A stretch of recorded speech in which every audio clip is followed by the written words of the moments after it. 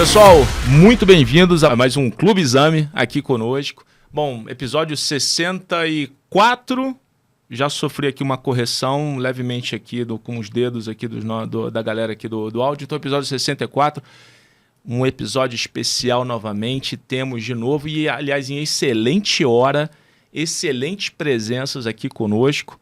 I'm gonna actually switch to English from now on. Now you can see how serious this is. So, well, again, it's, I don't know, you guys, you know, I'm at home. Yeah, you're home right now. So, Will Landers once again here with us. Welcome, Will. Thanks very much. Thanks for having me back. Great. And now we're gonna actually, give our welcome to our guest today. So, Erik Keller. Yes, Let me get here. So, welcome, Erik. Thank you. So, very, very quickly, because, there's a huge resume here. So, Erik Keller is a client portfolio manager, global credits from Robeco. He joined Robeco in 2016 with responsibility for representing Robeco's range of global credit strategies to investors. So, started his career at ING Investment Management in 98. It's a long time ago. Yeah. So talk about years. Yesterday. Almost yesterday. So has a Master of Economics from Erasmus University, Rotterdam. Erik, welcome. Thank you. Very good to have you Great here to be here. with us. Absolutely. That's perfect. So I know that it's not your first time here in Brazil. Absolutely not. No, it's my I think fourth time now. So prior to COVID, been here a couple of times with BTG. Seen beautiful places from Rio to Sao Paulo to Brasilia, so really great. But it's great to be back. Great. Erik, first of all, we'd like to a little personal. Yeah. Since this is our club, yes, and we always want to know what our guests here. We already know. So I don't know. I was in number 7. You're number 7. Number 7, Clube EXAME. So that's another question. If you you have changed your sport, no. preferred sport, I know. Well, probably a little less fat, but that's about it. Working on it. Agree. But Erik, the question is, what do you do in your free time? Sure. Any sports or hobbies? Yeah, no, absolutely. So I have one big passion, which is playing theater and singing. So that's something singing. I do. Yeah. First time. I will not sing here today, but I've been actually playing theater since I was a student. It's a big hobby of mine, and actually 1 week ago I played in a musical, 9 to 5, Dolly Parton. Oh wow! So we did. I didn't know that. No, you didn't know that, right? That. That's new for you.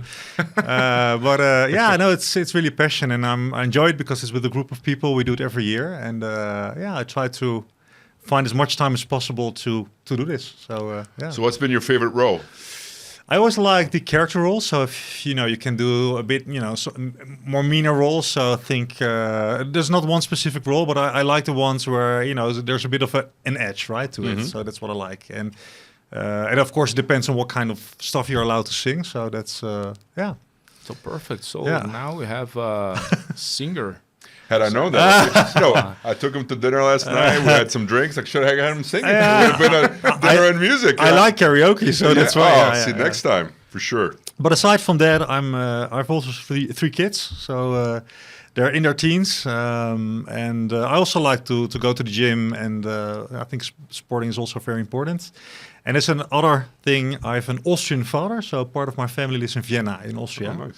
So Oh, great. So, I'm really delighted to know that we have a singer here. This is going to be very dangerous. Well, we know how we're going to end then. We know what the ending is going to be.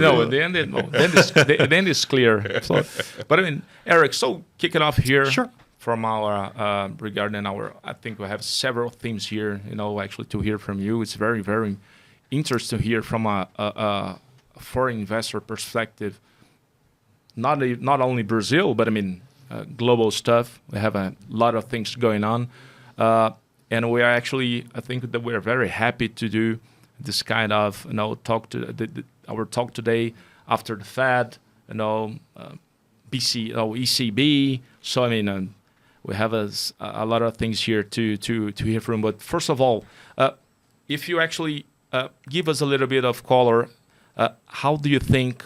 What's your framework when you do your credit analysis, what actually do you and your team, what do you actually focus on? I mean, what's the main catalyst or micro stuff or micro?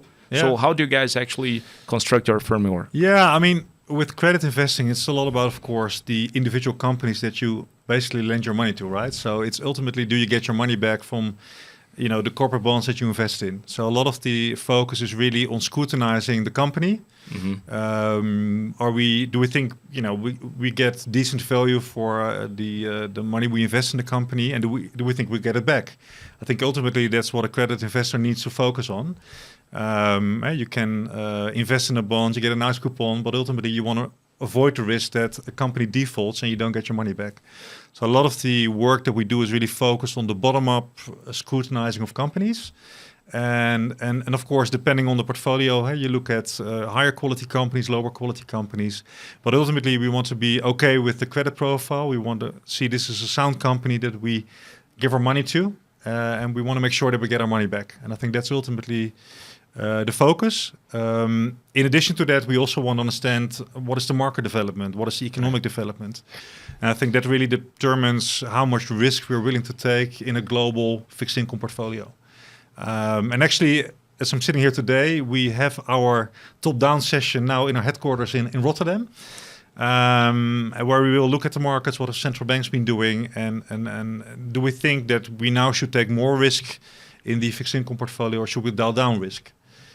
So that's also an important component. So it's a combination of both, having a top-down view, setting the risk-taking, but really scrutinizing the individual companies that we invest in to make sure that we invest in the right companies and get our money back. On that point, I mean, 2022 was a very tough year for fundamental bottoms-up stock or bond picking, credit picking, whatever you were picking. It didn't seem like you were. There was a lot of luck there. Yeah. So the top-down sometimes just takes over, and it's tough to find places to hide. And last year was all about inflation. Inflation all over the world. We had war, commodity prices, food, you name it. Yeah. Where are we in that cycle? Understanding that the focus is on bottoms up, but the top down is so important. Yeah. Where are we in that cycle? Have we beaten inflation? Are we done with it? Can we start focusing back on just company fundamentals? Yeah. No, I mean, definitely last year was a horrible year for most investors. And I think people that like to use fixed income also to diversify, have some protection, I think they were, of course, disappointed by the fact that also fixed income went down quite massively. And indeed, the reason was inflation. So markets were really spooked by inflation that already started to go up prior to the invasion of Ukraine. But of course, then it became worse because of the rise in energy prices. And that is really the reason why we've seen this big sell-off in assets last year.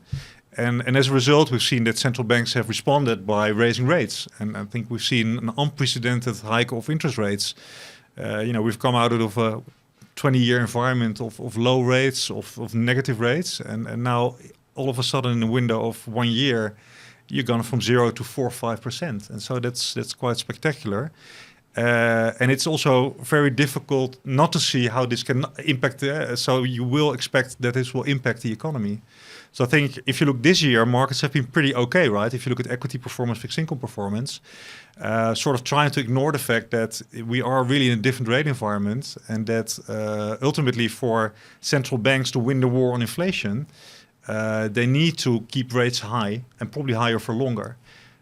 So we think that in the end, the central banks will probably win the battle, but it will come at a cost.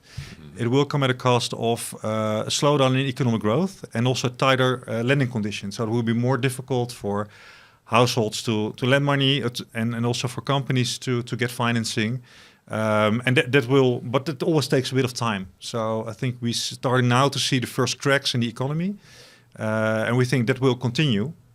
Now, the good news is that doesn't necessarily need to be bad news for fixed income, right? We typically do see that fixed income assets, and certainly if you focus on quality, can perform well in an environment of an economic slowdown and even a recession. So we do think ultimately that central banks will be able to bring inflation down, but they will need to hurt the economy to do so. And so in that environment, we do think with rates being higher for longer, that actually might provide a nice entry point for fixed income investors, because up until I would say now, investors were always complaining yields are so low, they can only go one way, which is up, which is not good for fixed income performance. Yeah, and now we're talking about yields that are at levels that we've not seen in the last 10 to 15 years. So that makes a very nice entry point. And if you see a bit of volatility around that short term, ultimately in fixed income, it's about your income generation, your yield. That really determines your total return. And we think there we have a much better entry point now than we had a year ago. Perfect.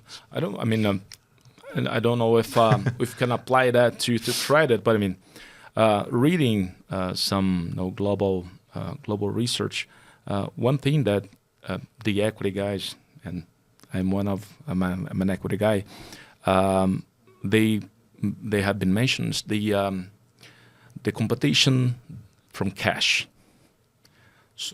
because if you see the near past, so cash has not been so attractive nowadays. So comparing, if you compare to nowadays, but how can we thinking regarding credit? How can you actually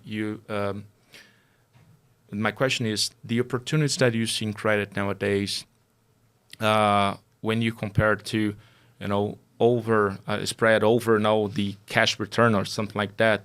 But how do you think about this theme? Do you think that the market's already giving a lot of good opportunities, even if in compared to cash? And where are these, in a sector approach, what are these main opportunities nowadays in your view? Yeah, so we are slightly constructive for credit. So we definitely do think that for some parts of the market we need to see more repricing. So we don't think there's value everywhere, but we do see value in some areas. And one of these areas, which perhaps might be a bit of a surprise, is the banking sector.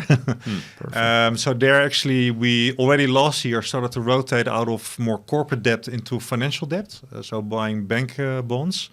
And actually this year, when we of course had a lot of volatility in March with the regional banks issues, but also in Europe with Credit Suisse, we used that opportunity to actually add a bit more risk to financials. So why do we like financials? Well, first of all, we like the valuation. So if you look at all kinds of metrics, there's more value currently in bank debt, bank bonds, compared to traditional corporate bonds. So that's a reason why we prefer to be invested. And we like to focus on the larger banks, mostly in Europe, but to some extent also in the US, that we think are well capitalized and don't have the same issues as with the US regional banks. And of course, within Europe, we had one, you could say, patient in hospital, one weaker bank, which was Credit Suisse, which was already well flagged, in our opinion. But we think if you look at the banking sector as a whole and the larger banks, there we think fundamentals are pretty okay. And even in a recessionary environment, banks should be able to weather that quite well. So we don't think this time around it's about a banking crisis. Yes, there will be incidents with banks, and we've seen it in the US as well. But we think, if you focus on the larger banks, the more systematic important banks, these are well capitalized. And if valuations are attractive, we're happy to buy them. So that's what we actually did beginning of this year. And we've seen that actually there was a trade that worked well. So we've seen since the trough in March that bank debt has performed well.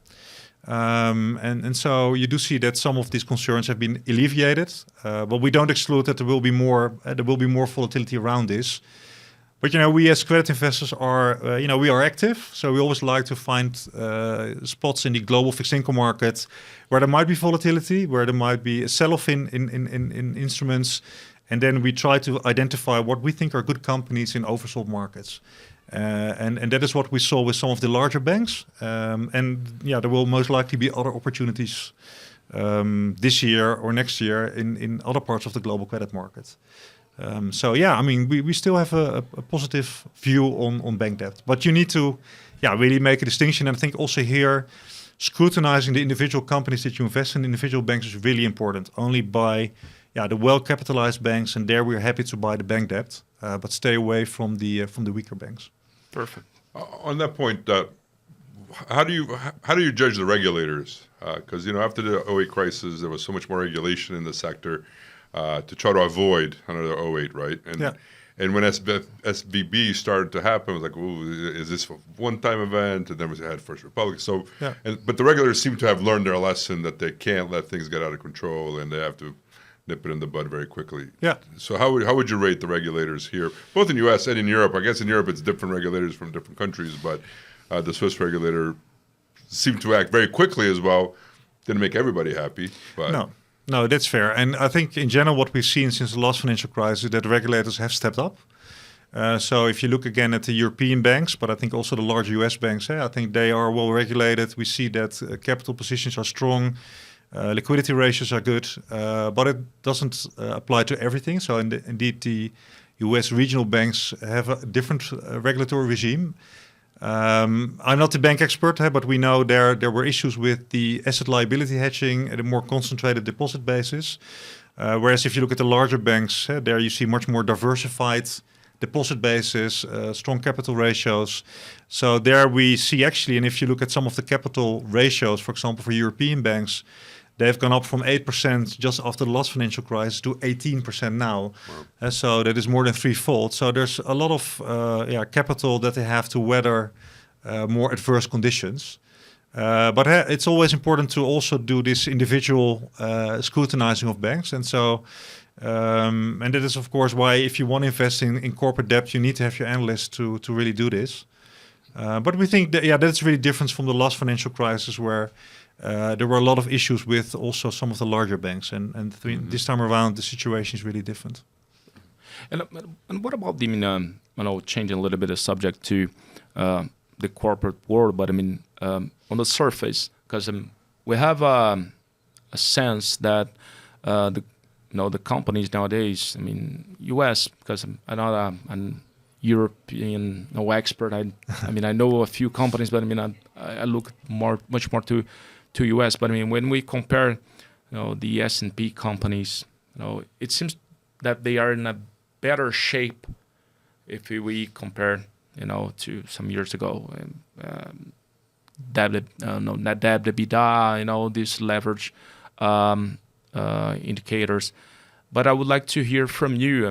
Since you breathe this kind of stuff, what's your view regarding, are actually the companies in a better shape when we sense debt, structure, capital structure, net debt, EBITDA, the leverage.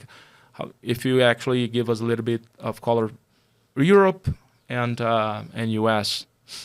Yeah, I think in general so companies certainly after COVID were in a healthy shape. So they've done a lot of refinancing. Liquidity was good. But we do see that leverage, so debt is increasing. And I think you have to make a distinction between, let's say, the more higher quality companies and let's say the more high yield rated companies. Where we have most concerns is on the lower quality companies that now at some point need to refinance at higher rates at a time when they're facing a recession, margin compression. And certainly some sectors will be more exposed. Some sectors we see higher debt levels in the high yield market. It can be more in telecom, media, but also companies that are more cyclical, which are more exposed to slowdown in potentially consumer spending. It might be more risky. But if you look at what we would call the investment grade companies, and I think that's also where let's say our strategy mostly invests in, they're typically, you won't see defaults rising as much. I think if you look at triple B rated companies, for example, then default rates over a 5-year period are less than 2%. Whereas if you would invest in the lowest part of the high yield market, triple Cs, then over a 5-year period, 40 to 50% of companies will default. So it's really very important that you take a quality approach, that you are more up into quality. I think that's what we do in the strategy as well.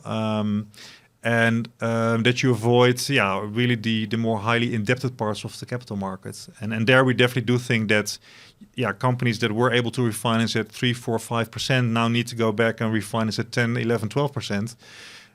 Which will be very difficult for some companies. I think that's also why we've seen that in terms of issuance, the higher quality companies have been able to issue this year, and there was good appetite. But in the lower quality companies, that was much less the case. And we think that will continue. It's not to say that, let's say, every company needs to refinance this year, but it's definitely something that will start to happen. And then, you will see more defaults or restructuring of company debt. And then it's a bit more technical, perhaps, but where we have most concerns is on the leveraged loan market, because there we talk about mostly floating rate instruments that now, of course, have much higher rates to refinance themselves. And typically what we see in that market is that the average credit quality of that market has deteriorated. So we do think there are a number of highly indebted companies that now face directly the impact of the higher rates. Whereas, if as a company you have more longer-term debt outstanding, you're not immediately impacted by the higher rate environment. So that's really a difference. Any sectors that, I mean, if you can share, I mean, that you guys think that are more vulnerable? I mean, you would avoid from nowadays? Yeah, I mean, I would say there are some sectors that are more indebted. And so if we would invest in high yield, and some of these sectors where we would be more cautious are indeed, asset cyclical sectors. So where you're more exposed to the downturn in the cycles. But also we see some more indebted telecom companies, media companies. We've seen also more defaults in healthcare. So there we need to be more careful. But again, it's very much bottom-up driven. So if the focus is more on higher quality investment grade, then it's more generally saying that currently we see more opportunities in bank debt and we are a bit more cautious on corporate debt. But I mean, that also depends on what is being priced in. So there we're not necessarily concerned about defaults, but it's more about, are you rewarded for the risk that we see? And I think there at some point we do expect a bit more repricing, more attractive value to arise in more corporate sectors of the higher quality investment grade market. Maybe we talk about a different sector, real estate. Real estate, when we think about some of the issues that there was in China, it seemed like real estate was a real big problem for them. Yeah. I think there are a lot of people concerned about corporate real estate in developed world, with people not working from home, not wanting to go to the office. Yeah. And there's a lot of, it's naturally a sector that's got a lot of debt. Yeah. So how are you guys looking at real estate? How do you divide it up geographically or by different sectors? Yeah. And how are you positioned at this point in real estate? Yeah, well, in all fairness, we've not been heavy real estate investors, so that might be a bit different from some other players out there. We have been underweight real estate, both in Europe and the US, and both, I would say, on the commercial and residential side. If you look at the US commercial real estate market, you do see that prices have declined quite a bit. We do see that, door to the higher rate environment, it's more difficult to refinance themselves. So we definitely do think that there will still be issues in the commercial real estate market. But also if you look at Europe, at some of the residential markets in the UK and Sweden, for example, where you see, for example, that more people have floating rate mortgages. So if rates are going up quite massively, like in the UK, you immediately start to see an impact. And so that is also why in Europe we are very cautious on real estate at this point. In portfolios where we could invest in emerging markets, we've been also very cautious on China real estate, but it's also because it's more lower quality, and we typically tend not to invest in the lower quality parts of the market.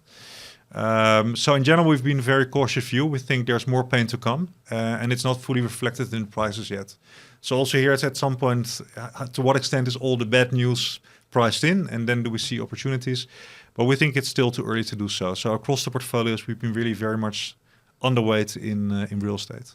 Great. But I mean, it seems that a little bit different in the US, because US, I think it's more fixed rate, correct? I mean, the CRE. Yeah, there are parts. Again, I'm not the expert on the commercial real estate market in the US. I think it's really a bit dependent. But if you look at the broader data, then we've seen quite some price declines. And I think we do see in loan data and credit data that it's more difficult for also commercial real estate companies to refinance themselves. Mm-hmm. So we think it's a bit too soon to start investing in the market. Great. I was just going to say, just picking up on your point on emerging markets, you said that you sound cautious in terms of how you want to be positioned. So it sounds like where you would be underweight emerging markets, or you'd be going after the higher quality emerging markets. So maybe talk a little bit about your thinking on that. We are in Brazil. How does Brazil fit into this whole story?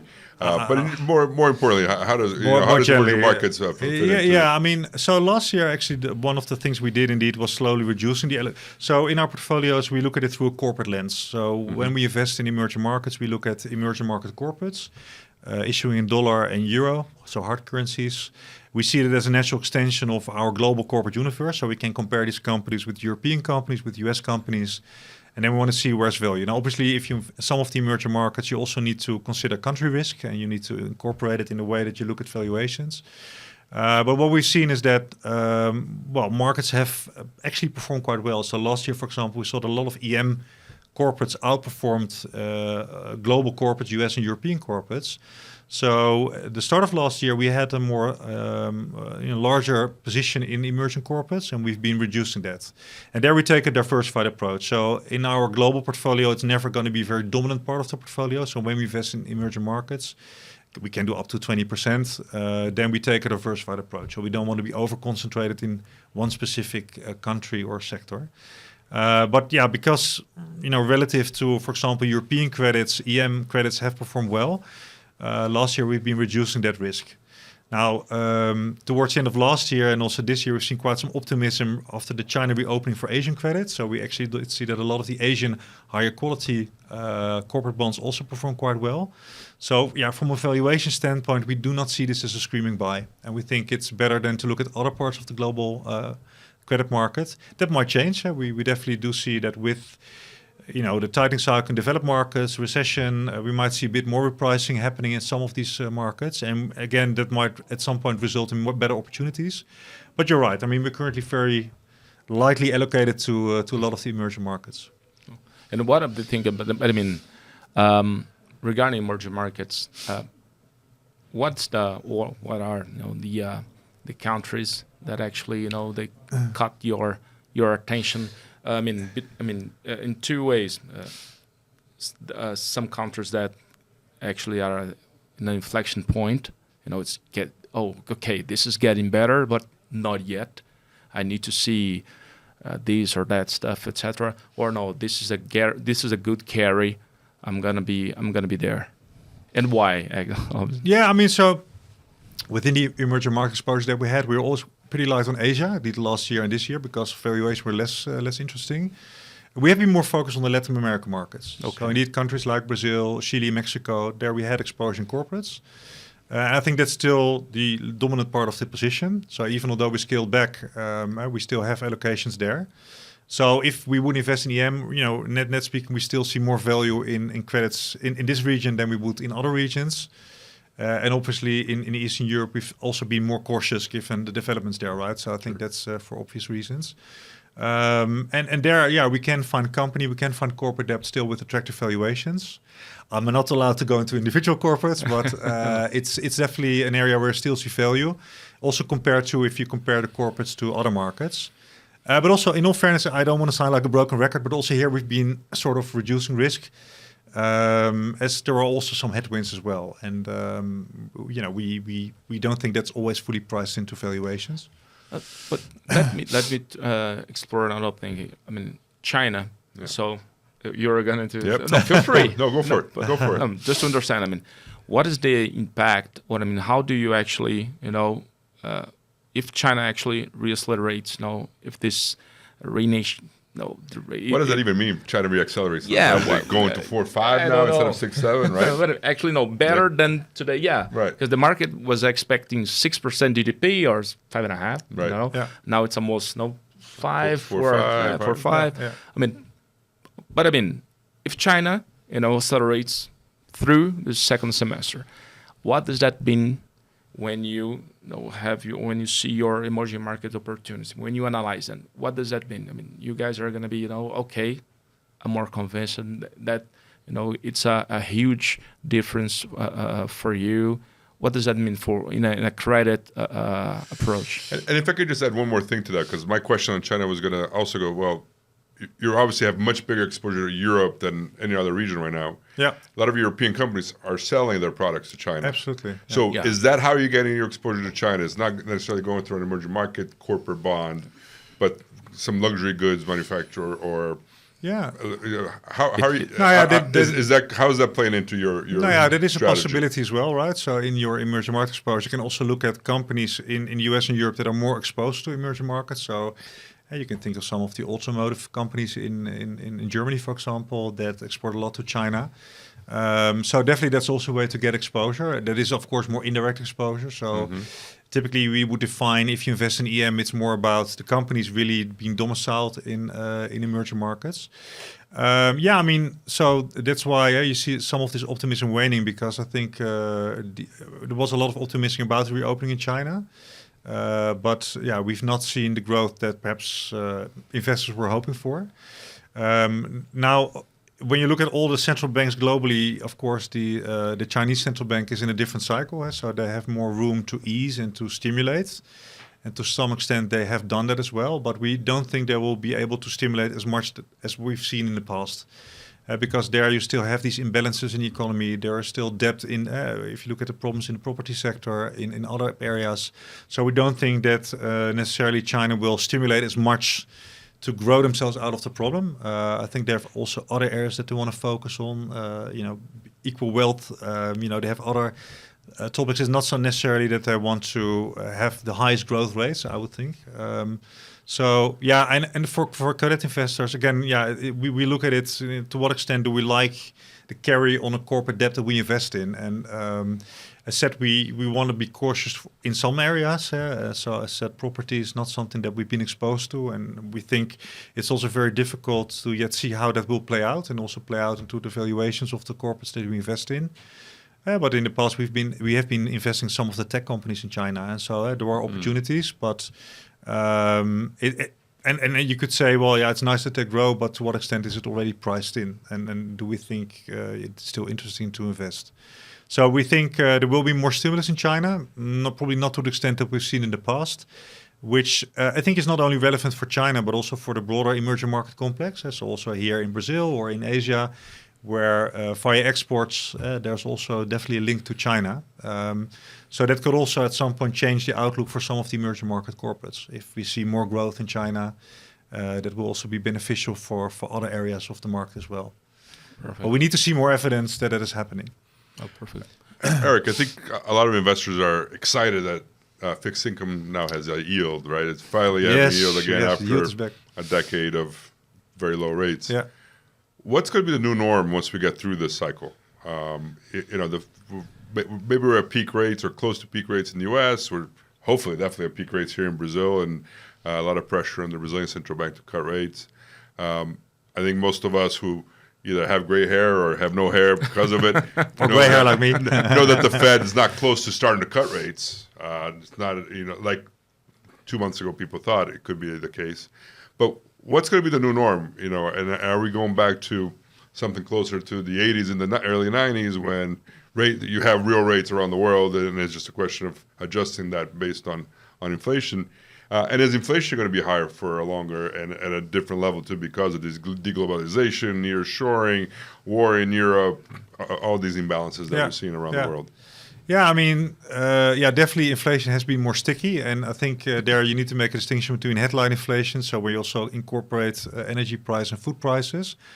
These tend to be a bit more volatile, and we've seen that headline inflation was double digits, and now it's come down quite significantly. If I just look at Europe, if I look at my own personal energy bills, they've come down quite massively. So that is a positive thing. But what has now been proven to be a bit more sticky is core inflation. So when you look at wage inflation, when you look at rental inflation, service inflation, and in order for the central banks really to become comfortable in reducing rates, they need to see that really meaningfully come down. And there are still these targets of 2%. So they need to see that it gets down towards that target at some point. So if you look at the latest data, we see that the core inflation is still pretty resilient. We do think that it will come down, especially if you see a more recessionary outlook. But definitely what we've seen more recently, the ECB and the Fed have been more hawkish. So they've clearly stated that in their communication that they still need a few more hikes, and they probably will keep rates for longer just to make sure that inflation comes down. So we don't think we'll get quickly back to the low rate environment that we've enjoyed over the last 10 to 15 years.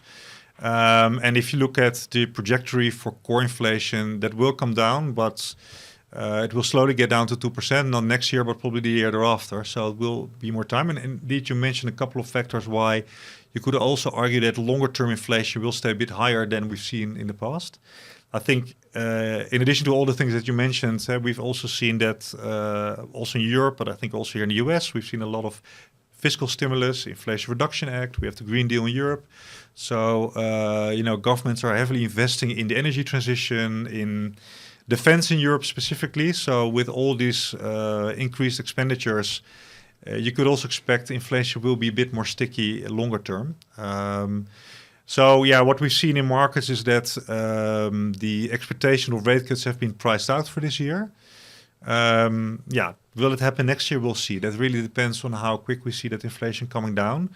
And you could say the longer the central banks need to keep rates higher, the stronger the economic contraction will be.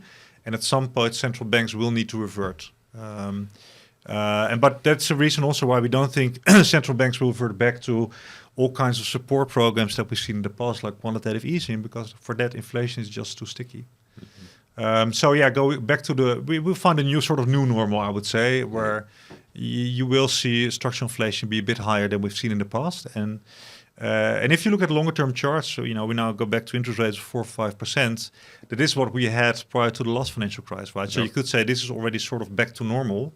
It's more the pace of tightening that we've seen, where we've gone very quickly in a year from 0 to 4 or 5%. And that is something that, of course, we all need to digest first. Right. What about, regarding your risk map? What are the risks that you think that you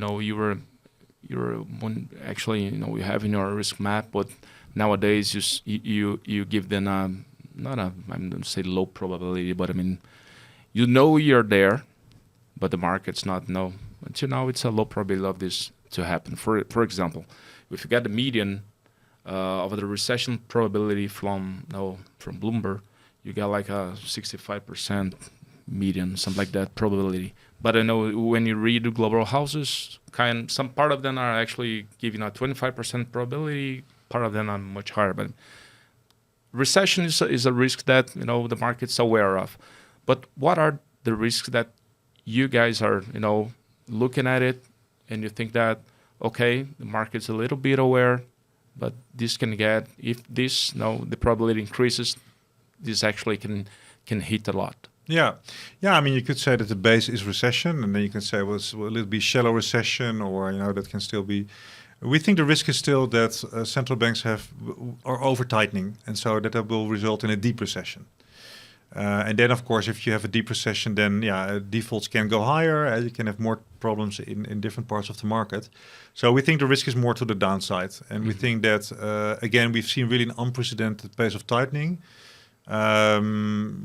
Central banks really want to make sure that markets believe that they will do anything to battle inflation, so that will also bring inflation expectations down. And there you have the risk that they will over-tighten or keep rates high for too long, and then economies need to digest this.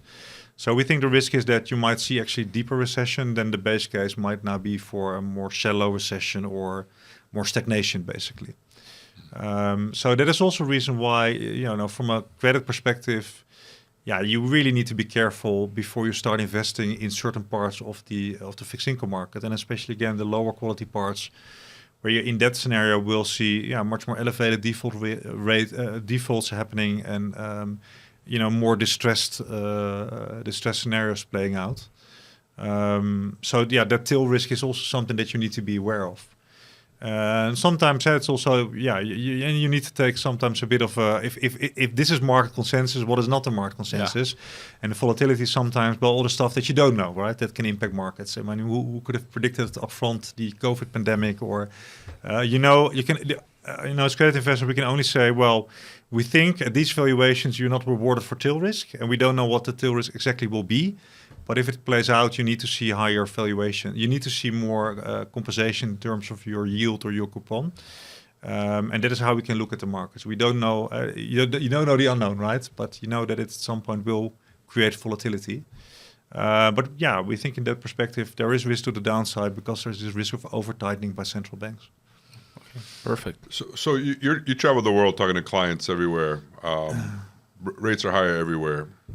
What are you telling clients to do with their money then? Because, I think some of the push that we got here in Brazil is like, well, I can make 13.75 without taking any risk other than Brazil going on default, which has never happened. So sounds like a decent risk. But we also know that a country can't stay at these high rates forever and survive. And so then you're asking for trouble there. So what are you telling people to do, given that you have this cautious view on the world? Yeah, so again, I think with a cautious view, that's not necessarily bad news for fixed income investments, for higher quality fixed income. I think, the one, again, driver of fixed income is the yield, and the yields are much more attractive now. So in that sense, it's a more balanced outlook for fixed income than if yields were 0 to 1%. Again, then they could then only go one way. But obviously, if you buy money market instruments or deposits, that's very compelling. So I think we need to prepare clients for the fact that at some point the short-term rates will come down, will moderate, and then what is then the next thing to invest in? There's also the thing of diversification, so don't put all your eggs in one basket. And so we think from that perspective, it makes sense to slowly scale into fixed income, but again, avoid the more risky parts of the market. And if clients would say, well, I still find these money market funds are very attractive, at some point that will change. So at least have the conversation and prepare clients for what will be the next step in terms of investing.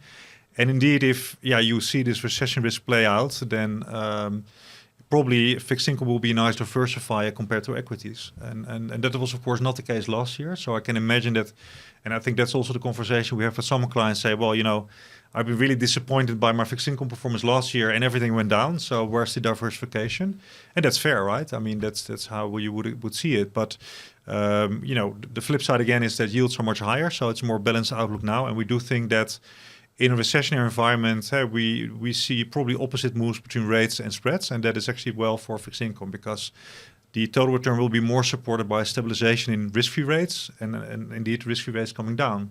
And that will be supportive for fixed income, even if corporate spreads will be a bit more volatile around this. So I think, if clients are willing to listen, we were happy to say, make your first steps into high quality fixed income, but be very cautious in lower quality stuff. Because also if you look at lower quality high yield, for example, it is very correlated to equity markets. So then you don't get the diversification that you would like to see. And then some investors are more comfortable in having more short duration solutions, and some will say, well, I indeed also think that we are at the end of the cycle, a bit more interest rate sensitivity, a bit more duration doesn't hurt. But definitely, I think that's a conversation we need to have. And I mean, in that sense, fixed income investors are never overly excited, but we're more the bearish personalities. But I think, if you look at the charts and you look at yields now, then definitely we can be a bit more excited in a job than we could over the last 10 years. So I think that makes a nice start of the conversation. I think when yields are 0, it's a more difficult conversation than when yields are 4 or 5% or 8%, depending on the currency you look at, right? So I think that is at least more interesting for me personally as a client portfolio manager to have these discussions with clients. That's great. So actually, before we end this nice conversation here, a tradition, Erik, would you like to share with us some streaming series that we actually you saw, and that's great. That's my advice. So, any streaming series that you like.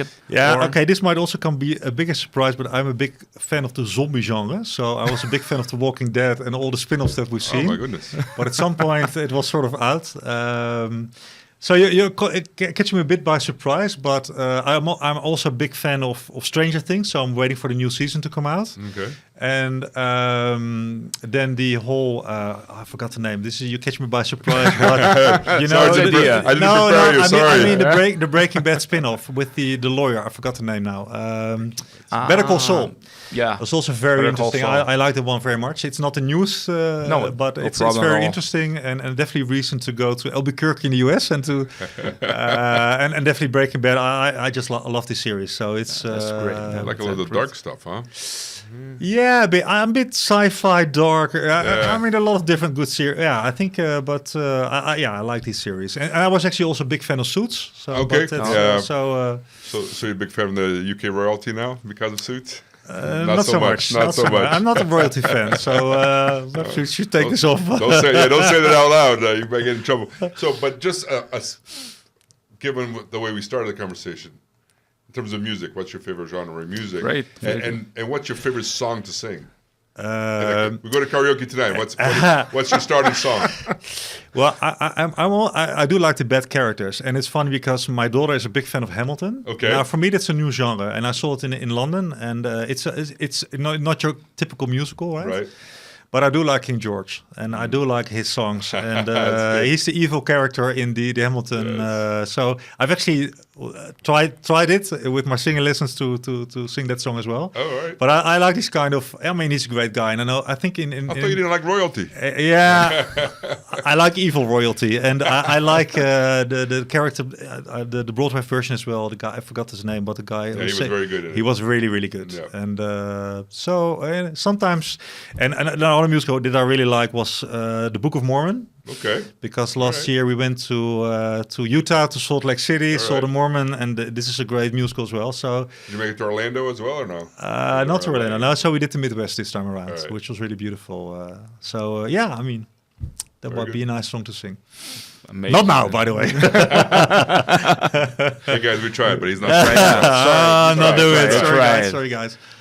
Next time. Eric, please. Once again, thanks a lot. Yeah, it was for great being here. Yeah, absolutely. Really, we can be back anytime you want. Feel free. I like Brazil. It's a beautiful country. I like the people. Next time he's here, we'll make sure he comes back to Clube EXAME with a song prepared. Great. Guys, Erik Keller from Robeco, a global asset manager, around 171 billion. 180, roughly 170, 80 billion and 50 billion in fixed income assets. Perfect. There you go. This is the marketing pitch. You got to make the marketing. That's great. Will Landers, Always a pleasure to be here with you guys. Thanks a lot. Thanks a lot.